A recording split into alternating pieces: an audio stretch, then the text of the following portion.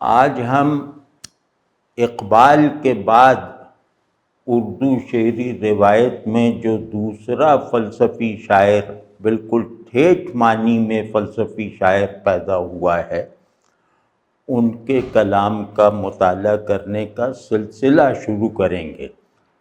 تو آج اس کی پہلی نشست ہے، اور جو شاعر ہیں ان کا نام ہے محب عارفی۔ تو محب عارفی صاحب کی شخصیت کے بارے میں کچھ باتیں میں نے پہلے عرض کر دی تھیں، تو وہ تو ہو گئیں۔ ان کی شخصیت کیسی تھی، اور مطلب یہ کہ اتنی مکمل شخصیت اور انسانیت کے بہترین جوہر کو عمل میں لاتے رہنے والی شخصیت شاعروں میں پیدا ہو، یہ مشکل بات ہوتی ہے۔ لیکن محب عارفی صاحب بلا شبہ ان کی شخصیت علم سے جو تشکیل پائی، ان کی شخصیت جن اخلاقی اصول پہ کھڑی ہوئی تھی، اور ان کی شخصیت میں جو ایک جامعیت تھی ذہن اور اخلاق میں، وہ مطلب آج کل کے زمانے میں ناپید ہے۔ جس نے انہیں نہیں دیکھا وہ ان جیسا کبھی نہیں دیکھ سکے گا۔ تو خیر، یہ تو ایک بات ہوئی۔ اب جو میں نے عرض کیا کہ انہیں نظر انداز کیا جاتا رہا ہے، ان محب صاحب پہ دو ایک مضامین کے سوا کوئی ڈھنگ کی تحریر نہیں ملتی۔ ایک محمد ارشاد صاحب نے لکھا، انہوں نے فنون میں مضمون لکھا محب عارفی صاحب پہ، وہ بہت اچھا مضمون ہے، اور اس میں اسی فلسفیانہ جہت کو نمایاں کیا۔ اور یہ غالباً انہی نے کہا تھا کہ اقبال کے بعد اگر کوئی فلسفی شاعر ہمارے یہاں کہلا سکتا ہے تو وہ محب عارفی ہیں۔ تو اب ان کا کلام جو ہے وہ، جیسے میں نے عرض کیا کہ وہ فلسفیانہ پرسپیکٹو سے دیکھا جانا لازم کرتا ہے۔ تو مطلب اگر کوئی آدمی ذوق تفلسف نہ رکھتا ہو اور فلسفے کے بنیادی تھیمز سے ضروری واقفیت نہ رکھتا ہو، اس کے لیے ڈر ہے کہ ان کے اشعار بے معنی ہوں گے، بے کشش ہوں گے۔ تو جیسے ایک بڑے آدمی نے فرمایا تھا کہ بڑے لوگوں میں ایک خشکی بھی ہوتی ہے جو ہر کس و ناکس کو ان کے قریب نہیں آنے دیتی۔ تو اس کا مصداق ہمارے یہاں جو جدید روایت میں اگر کوئی ہے تو وہ محب عارفی ہیں، یا دوسرا نام ہم لیں تو وہ عزیز حامد مدنی ہیں۔ تو اب ان کا جو کارنامہ ہے وہ یہ کہ انہوں نے ہائر مطلب ریشنیلٹی، ڈیپسٹ موریلٹی، اور بہت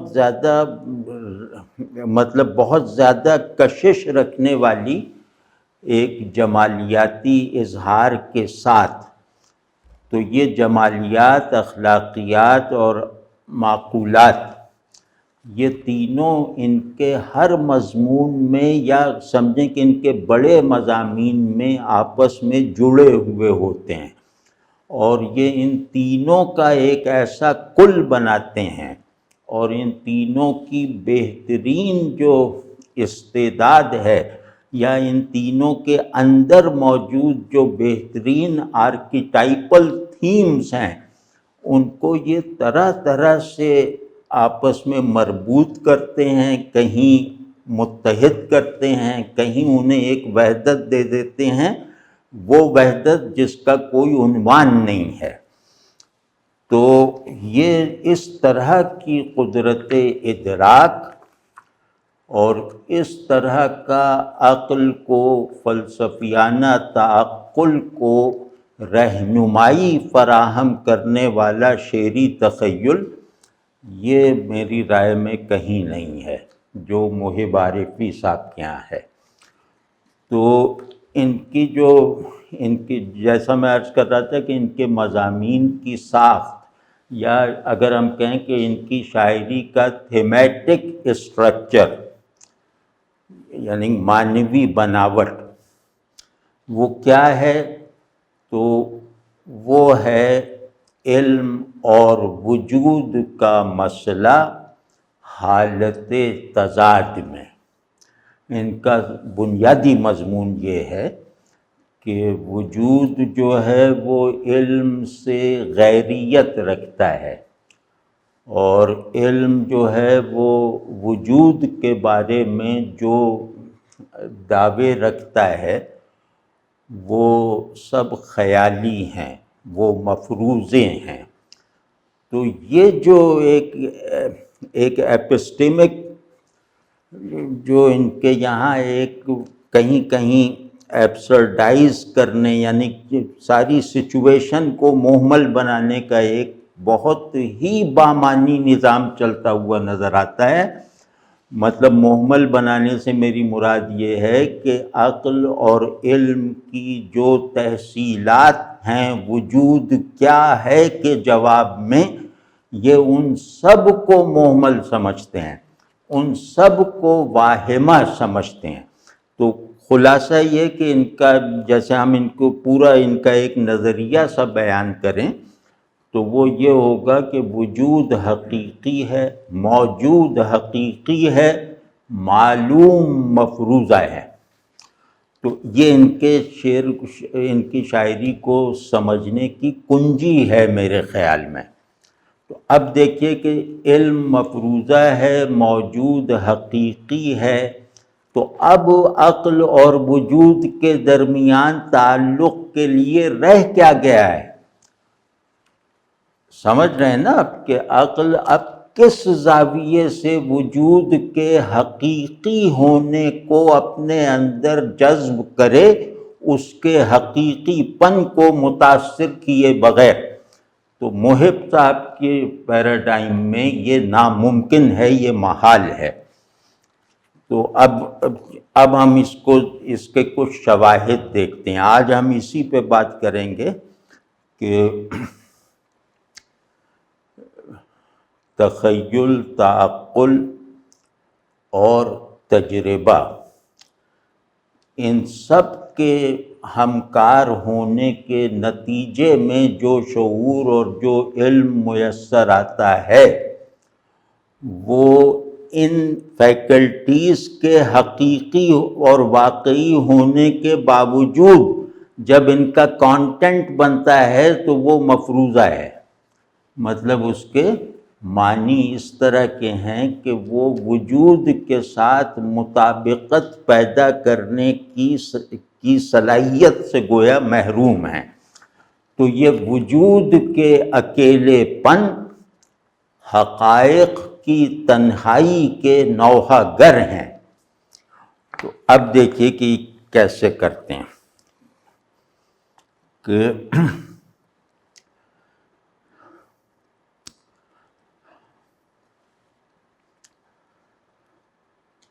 ہر طرف سے مجھے کیا گھور رہی ہیں آنکھیں، ہر طرف سے مجھے کیا گھور رہی ہیں آنکھیں، خواب ہوں دیدہ بیدار میں کیوں کر آؤں۔ اب یہ اتنا، اگر آدمی کو ذرا فلسفے اور وہ یعنی عقل کے تخیلی کردار یا تخیل کے عقلی استعمال سے مس نہ ہو، واقفیت نہ ہو، تو یہ شعر جیسے بالکل سپاٹ سا ہے۔ لیکن اس میں انہوں نے، جیسا میں نے عرض کیا تھا کہ میں وجود کا اعتبار ہے، میں یعنی کہ انا جو ہے، خودی جو ہے، یعنی موجود جو ہے وہ وجود کا حامل نہیں ہے، وجود کا اعتبار ہے۔ اب یہ بہت بڑا مضمون ہے، یہ اگر ابن عربی کے سامنے بھی پیش کیا جائے تو وہ بھی انشاءاللہ مطلب واہ واہ کریں گے۔ تو اب یہ کہ مجھے سمجھ لیں کہ میں گویا وجود کا اعتبار ہوں۔ اعتبار سمجھتے ہیں نا، اعتبار اسے کہتے ہیں کہ جو غلط نہیں ہے مگر کامل نہیں ہے۔ اعتبار رد بھی نہیں کیا جا سکتا اور آخری بات سمجھ کر قبول بھی نہیں کیا جا سکتا، سمجھ گیا نا؟ تو اب اس میں جو ہے دیکھیں کہ میں، یعنی میں موجود فی الخارج اور میں موجود فی الذہن، دونوں حالتوں میں، وجود کے ظاہر و باطن اور وجود کے صورت و معنی کا ایک جیسے عارضی سا استعارہ ہوں۔ تو یہ لوگ جو مجھے دیکھ رہے ہیں، یعنی وجود کو موجود کے ذریعے سے جو دیکھ رہے ہیں، موجود کے اعتبار کو وجود کے پختہ علم اور معرفت کا سبب بنا لینے کے درپے ہیں، تو انہیں کیا معلوم کہ ان کا دیکھنا جو ہے وہ میرے نظام اظہار سے مناسبت ہی نہیں رکھتا۔ مطلب میں ایک ایسی فضا ہوں جو دکھائی نہیں دے گی ان آنکھوں سے جن آنکھوں سے تم ذہن کی رہنمائی کا کام لیتے ہو، یا جن آنکھوں کو تم ذہن کا کارندہ بناتے ہو اور ان کا دیا ہوا ڈیٹا پروسیس کر کے اسے حقائق سمجھنے کا واہمہ پالتے ہو۔ تو اب دیکھیں کتنی خوبصورتی سے کہا ہے، یہ ہے ہائر ایستھیٹکس، کہ مجھے چاروں طرف سے نگاہیں گھور رہی ہیں۔ گھورنا بہت بامعنی ہے۔ ایک گھورنا یہ ہے کہ مجھے غور سے دیکھ رہی ہیں، مجھ پر جمی ہوئی ہیں، یعنی علم کی ساری صلاحیتیں وجود کے ایک اعتبار پر جمی ہوئی ہیں۔ اور ایک یہ ہے کہ وہ نگاہیں مجھے دیکھنے میں ناکام ہیں تو میرے اندیکھے پن پر گڑی ہوئی ہیں، حد بینائی میں نہ آ سکنے کی وجہ سے ان کے اندر ایک عجیب طرح کی میری طرف یکسوئی پیدا ہو گئی ہے، جس میں تلاش اور غصہ اور انکار یہ سب جمع ہے۔ کوئی دیکھ رہا ہے مجھے نہ ماننے کے لیے، کوئی دیکھ رہا ہے مجھے ماننے اور سمجھنے کے لیے، کوئی دیکھ رہا ہے کہ بھئی یہ تو ہمارے بس سے باہر ہے۔ تو یہ سب ساری کیفیتیں جو ہیں نارسائی کی، یا نارسائی کے سارے نتائج جو ہیں وہ گھورنے میں جمع کر دی ہیں۔ تو اب دیکھیے جو جس کو میں کہہ رہا تھا کہ یہ جمالیاتی کرامت ہوتی ہے، ایک جمالیاتی کرامت یہ ہے کہ جو شعور کے بہترین مطالبات کو یوں سمجھیں کہ وہ خود شعور کے لیے ناقابل اعتنا بنا دے، اور یا ذرا اس کو کلینکل انداز میں کہیں تو تخیل جمال جب فہم جمال کو پیاسا رہنا سکھاتا ہے اور اس تشنگی ہی کو اس کا سرمایہ تسکین بنا دیتا ہے، تو یہ ہے جمالیاتی کرامت۔ تو اب دیکھیں کیا کہہ رہے ہیں، خواب ہوں دیدے بیدار میں کیوں کر آؤں۔ یہ جو تمہاری آنکھیں اور یعنی دیکھنے اور دکھائی دینے کے نتیجے میں جو تم لوگ چیزوں کو ماننے اور نہ ماننے کا فیصلہ کرتے ہو، جاننے اور نہ جاننے میں امتیاز کرتے ہو، اس پورے نظام علم میں اور اس پورے نظام وجود میں جو خود مفروضہ ہے، جو خود اعتبار ہے، اور اس پر نظر کرنے والی قوتیں بھی جو ہیں وہ بھی فرضی ہیں، وہ بھی مطلب حقیقی نہیں ہیں۔ تو اب آپ دیکھیں کہ میں تمہارے نظام بیداری کا میں سما نہیں سکتا، تمہاری بیداری اتنی کمتر اور اتنی تنگ ظرف ہے کہ میں اعتبار ہوتے ہوئے بھی اس میں سما نہیں سکتا۔ میرا اعتبار تمہارے مفروضے سے اپنی ماہیت اور اپنی نوع میں مختلف ہے، متضاد ہے۔ تو تم اگر بیدار ہو تو میں خواب ہوں، اور تم اگر خواب میں ہو تو میں بیدار ہوں۔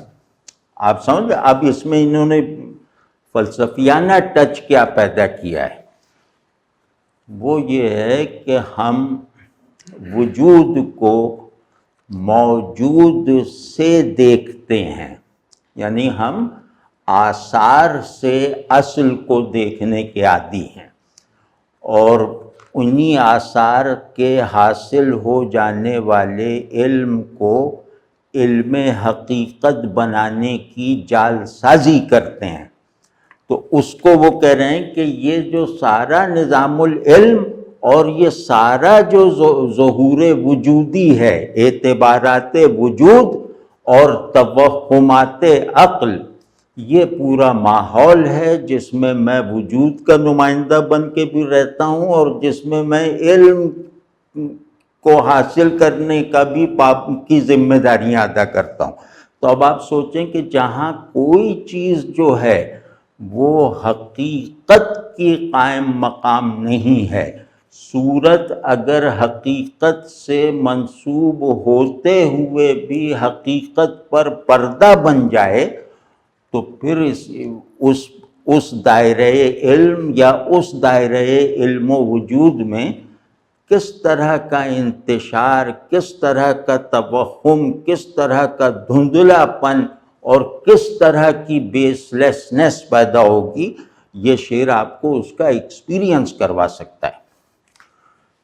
تو اب آپ سمجھیں نا کہ ہم ان کی ایپسٹیمالوجی دیکھ رہے ہیں، ان کی شاعری ایپسٹیمالوجی پڑھتے وقت اگر ہم ان کی شاعری کو بھی ایک ذریعہ بنائیں تو ہمیں احساس ہوگا کہ ہمارے نظریات، ہمارے اب تک کے جانے ہوئے نظریات علم میں کن کن اضافوں کی گنجائش تھی۔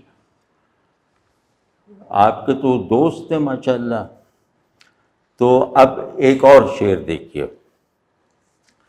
تہ سطح تک آ پہنچی، تہ سطح تک آ پہنچی، ایک موج نہات آئی، تہ سطح تک آ پہنچی ایک موج نہات آئی، کب تک یہ مہم آخر اب کھینچ لوں جال اپنا۔ عجیب ہے، مطلب بہت عجیب اردو شعری روایت اس طرح کے مضامین، اس طرح کی امیجز اور اس طرح کے معانی سے بالکل خالی تھی۔ یہ محب عارفی صاحب کا یہ کمال ہے کہ ان کی انفرادیت اور ندرت ایک پوری بھری پوری روایت میں رہتے ہوئے ثابت ہوتی ہے، یہ کوئی معمولی بات ہے۔ تو مطلب غالب، اقبال و میر اور یہ سب بیٹھے ہوئے ہیں، ان میں ایک شخص اپنے خیال اور فکر اور اسلوب کی انفرادیت منوا لے تو وہ کوئی معمولی آدمی ہوگا۔ تو اب یہ دیکھیں، تہ سطح تک آ پہنچی، مطلب ہم ایک منظر تصور کرتے ہیں کہ دریائے حقائق ہے یا دریائے وجود ہے، تو عقل جو ہے وہ اس میں اپنی سب قوتوں کے ساتھ غواصی کر رہی ہے تاکہ اس کی تہ تک اتر کر وہاں موجود جو موتی ہیں ان کو سمیٹ لے، یعنی حقائق جیسے کہ ہیں ویسے عقل کی تحویل میں آ جائیں۔ یہ عقل کا سب سے بڑا مقصود، سب سے بڑا خواب ہے۔ تو اب کہتے ہیں کہ اب میں نے وجود کے دریا میں عقل کی کلیت کا جال ڈالا، یعنی عقل محض اور عقل عملی اور عقل اخلاقی وغیرہ سب کو ایک بنا کر پھر ان کی قوتوں کو یکسو کر کے ہم مقصد کر کے اس دریا میں چھلانگ لگا دی یا اس دریا میں جال بنا کر انہیں پھینک دیا تاکہ کسی طرح وہ موتی ہاتھ آ جائے، تو اس کا نتیجہ کیا نکلا؟ صدیوں تک ہم نے یہ کیا ہے تو یہاں تک ہو گیا کہ وہ جو دریا ہے وہی بیزار ہو گیا کہ یہ کس طرح کے مچھیرے مجھ میں اپنا جال ڈال کے مجھے آلودہ کر رہے ہیں۔ تو اس نے کہا تم سطح تک کیا پہنچو گے، سطح ہی وہ تہ تک کیا پہنچو گے، تہ ہی سطح بن گئی۔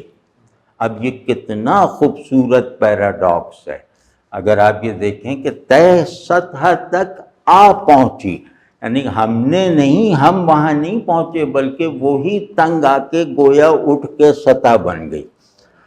تو اس کے باوجود کوئی موج نہ ہاتھ آئی۔ موج کو سمجھیں کہ اس دریا کی اصل، تو وہ اس دریا کی اصل ہاتھ ہی نہیں آئی۔ پتہ چلا پوری تہ جو ہے وہ ایک کاغذ کے صفحے کی طرح سامنے آ گئی، تو وہاں تو کچھ بھی نظر نہیں آیا۔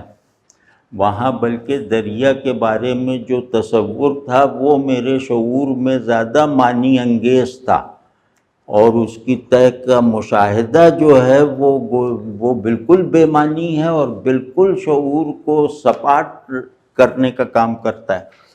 تو اب یہ کہہ رہے ہیں کہ دیکھو صدیوں کے وجود کو معلوم کرنے، حقیقت کو مفہوم بنانے اور معقول بنانے کی انسان سینکڑوں سال سے جد و جہد میں لگا ہوا ہے، پوری یکسوئی اور اپنی دانست میں پوری تیاری کے ساتھ۔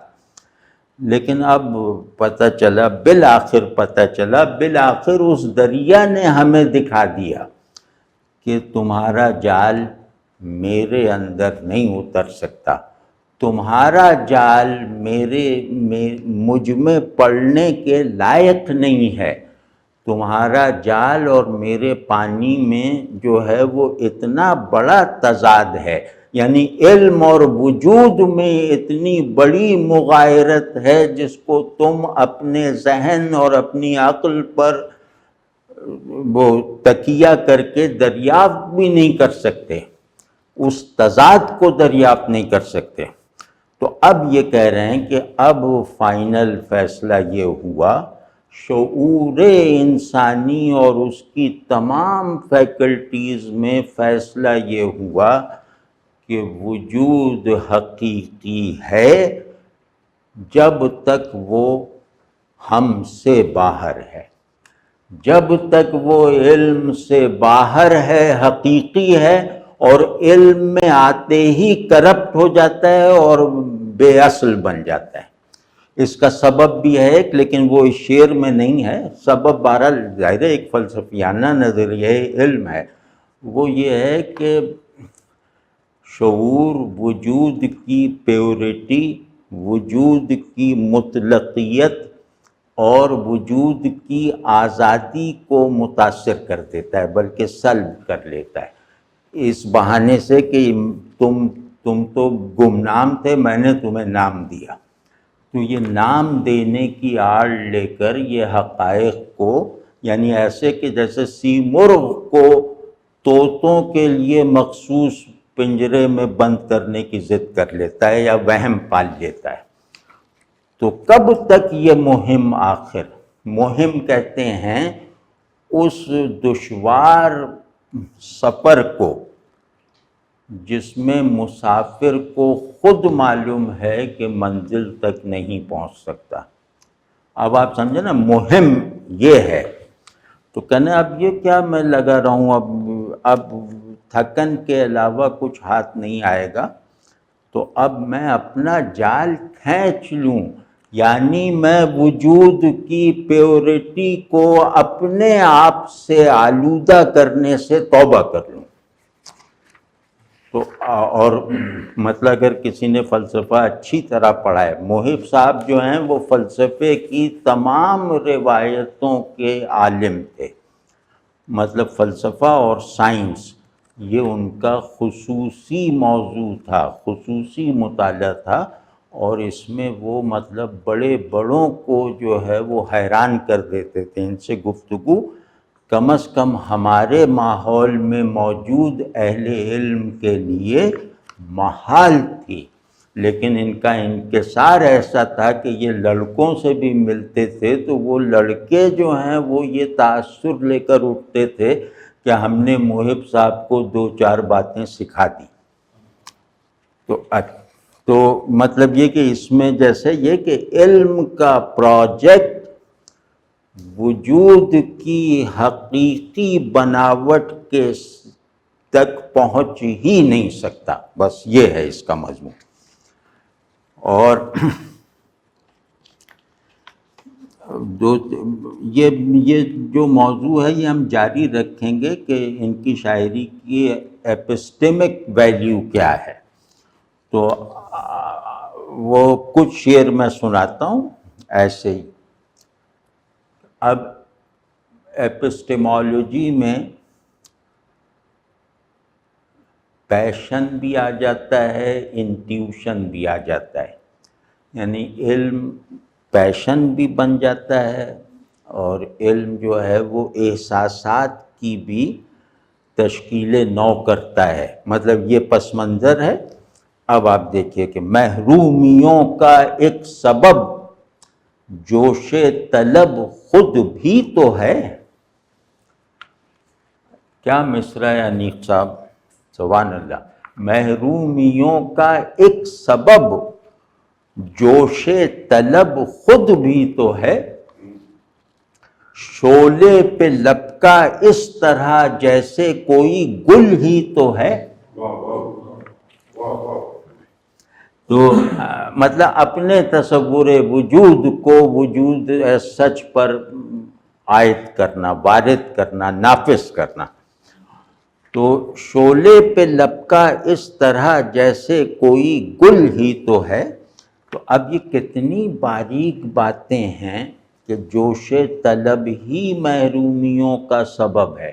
محرومیوں کے 2 سبب ہیں، ایک میں یہ بتا دیا، دوسرا اس میں بہت انڈیکیٹ کرنے والی حالت میں محذوف ہے۔ وہ ہے کہ ایک طلب ہے مطلوب، مطلوب کی ٹرانسینڈنس۔ مطلوب کبھی ٹرانسینڈنس کے جوہر سے خالی نہیں ہوگا، اور طالب کبھی اس ٹرانسینڈنس پر دام پھینکنے سے باز نہیں آئے گا۔ طلب سچی وہ ہے جو محال کی ہو۔ تو جوش طلب میں اور شدت ہے کہ یہ محالات کی طلب جو ہے یہ کیسے پوری ہو سکتی ہے، یعنی مطلوب کے مرتبے تک طالب کا پہنچ جانا یہ کیسے ممکن ہے۔ تو یہ جوش طلب جو ہے یہ اس کا سبب ہے کہ میں محروم ہوں، مطلوب تک پہنچ نہیں پایا۔ اور پھر یہ کہ یہ جوش طلب وہ ہوتا ہے جو جیسے جس میں عقل کی آنکھیں بند ہو جائیں، ایک یہ بھی مطلب ہے اس کا۔ تو اب وہ یہ کہہ رہے ہیں کہ یہ جوش طلب جب کسی کام نہیں آتا تو یہ اپنی محرومیوں میں حصول کا ماحول پیدا کر لیتا ہے، اپنی نارسائی میں پہنچنے کے احوال جو ہے وہ ایجاد کر لیتا ہے۔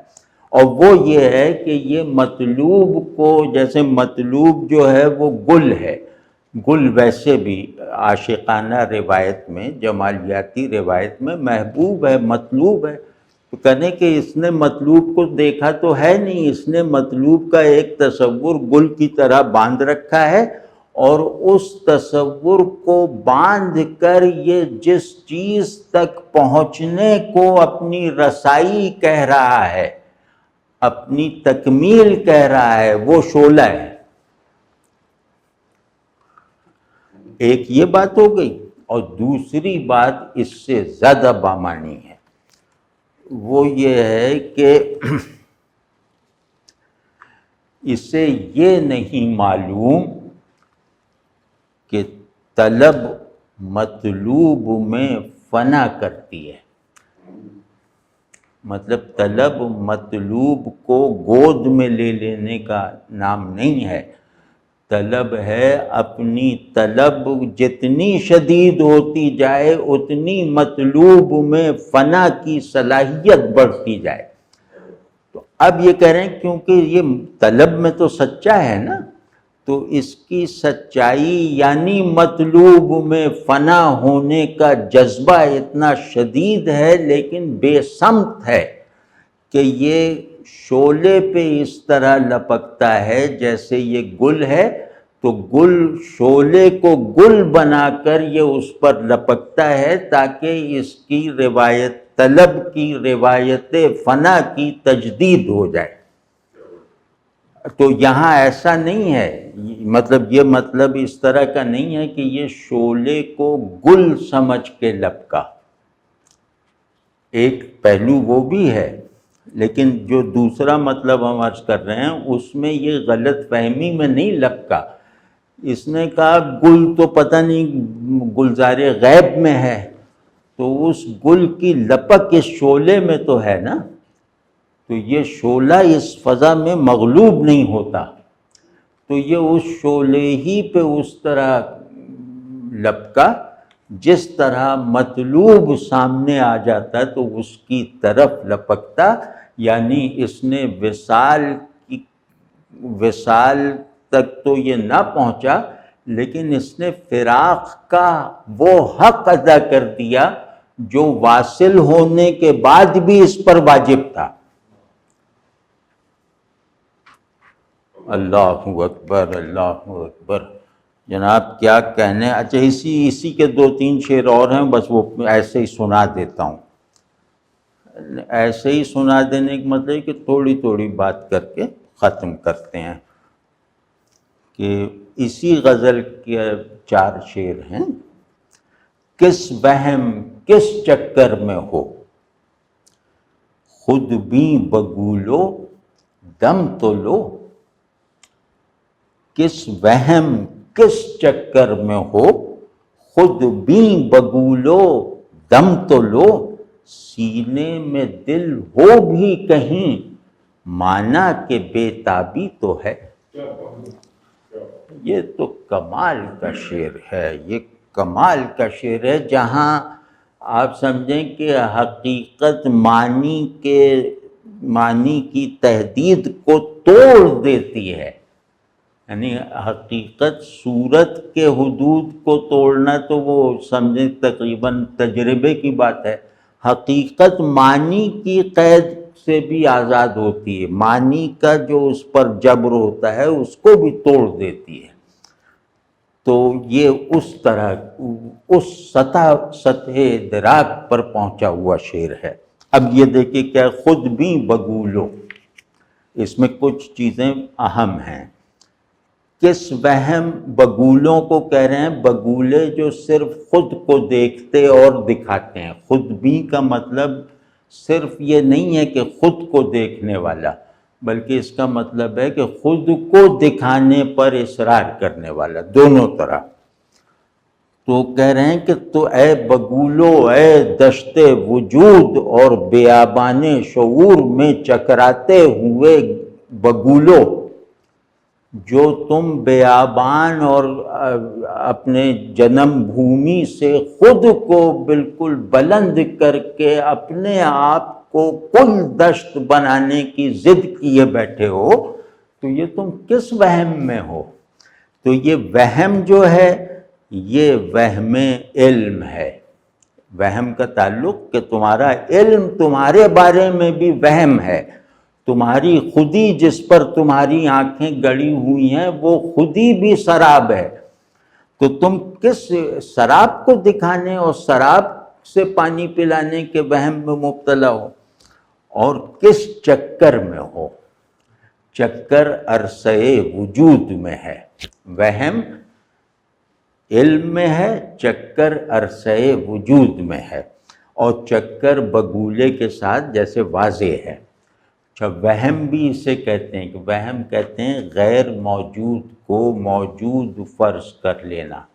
وہم کی یہ اسٹینڈرڈ ڈیفینیشن ہے۔ کہتے ہیں تم ہو نہیں اور تم اپنے اوپر توجہ ڈالے ہوئے ہو، تو یہ وہم ہے۔ تو یا ہونا ایسا ہو کہ اس پر نہ ہونا مسلسل غالب رہے، تو اس سطح وجود کا جو بھی ریفلیکشن ذہن میں ہوگا وہ وہم ہے۔ یہ بھی ٹھیک ہے نا؟ نہیں آپ فرمائیں نا یار۔ جی ہاں تو ہاں بھائی، نہیں وہ تو ہاں، تو سینے میں یہ اصل میں یہ نہیں مان رہے نا انیق احمد صاحب، یہ وہم کی کوئی اور تعریف کر رہے ہیں۔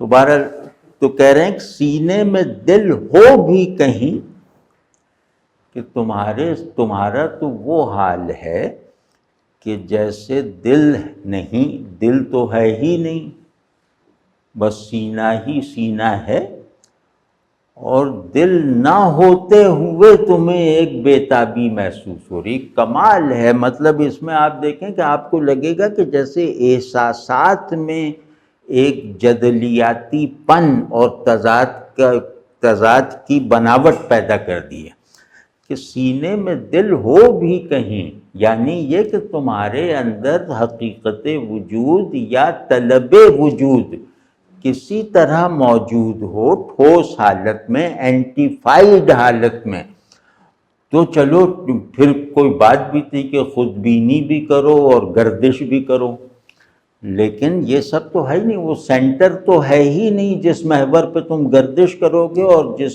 پر نظر گاڑ کے تم حقیقی علم حاصل کرو گے۔ تو اب وہ کہہ رہے ہیں کہ جو ماخذ علم و وجود ہے یعنی دل، وہ تو کہیں ہو نا، تب تمہاری یہ ساری چیزیں جسٹیفائیڈ ہیں، بامانی ہیں، تو وہ تو ہے نہیں۔ ہاں یہ ہم مانے لیتے ہیں کہ بےتابی ہے، اور دل سے محروم بےتابی کا ذرا سا تصور باندھیے تو رونگٹے کھڑے ہو جائیں گے۔ یہ مطلب علل ٹپ کلام نہیں ہے۔ آپ ذرا سوچیں کہ دل نہیں ہے اور میں عاشق ہوں، عشق نہیں ہے مگر میں بےتاب ہوں، وصال نہیں ہے مگر میں اس کا طالب ہوں، فراق بھی نہیں ہے اور میں بے چین ہوں۔ سمجھے نا؟ تو یہ ایک طرح، اس کو میں کہہ رہا تھا کہ ساری سچویشن کو ایبسرڈائز کر دیتے ہیں، کیونکہ معنی ذہن میں ایبسرڈائز ہوئے بغیر پورا نہیں ہوتا۔ یہ ہماری تھیوری ہے، کیونکہ لوگ مجھ سے کہتے ہیں تمہارے نظریات کہاں ہیں، تو اب نظریہ نمبر 1 میں نے پیش کر دیا، معنی کی تکمیل فی الذہن ایبسرڈیٹی کے جوہر تک پہنچا دیتی ہے، یعنی ایبسرڈیٹی میننگ فلنس کا نقطۂ تکمیل ہے ذہن میں۔ تو اچھا میرا خیال ہے کہ آج کیونکہ ہمارے مہمان بھی بہت معزز اور بہت فاضل مہمان بھی تشریف لائے ہوئے ہیں، تو آج اتنا کر لیتے ہیں۔ اس غزل کے 2 شعر اور ہیں، وہ ذرا زیادہ گہرائی رکھنے والے ہیں، اور تھوڑی گہرائی کی وجہ سے، یعنی گہرائی کے احساس کے ساتھ فہم کے لیے پیچیدہ ہونا، یہ اظہار کی ناممکن سطحوں میں سے ایک ہے، کہ ایسا اظہار جو آپ کو گہرائی محسوس کرواتا ہے، لیکن اسے مفہوم بنانے کا عمل جو ہے وہ آپ کے بس سے باہر ہو جاتا ہے۔ محب عارفی اس کے چیمپئن ہیں۔ تو انشاءاللہ اب اگلی مرتبہ ان کو پڑھیں گے، پہلے ان کی غزلیں دیکھیں گے، اس کے بعد ان کی نظمیں بھی کمال کی ہیں۔ مطلب ان کی ایک نظم ہے جراثیم کی مناجات، وہ آپ سمجھیں کہ وہ اردو کی بڑی نظموں میں سے ایک ہے، لیکن کیونکہ قاری جرثوموں کی طرح ہیں تو وہ یہ سمجھ ہی نہیں پا رہے کہ یہ بڑی نظم ہے۔ تو بہت بہت شکریہ جناب، بہت نوازش۔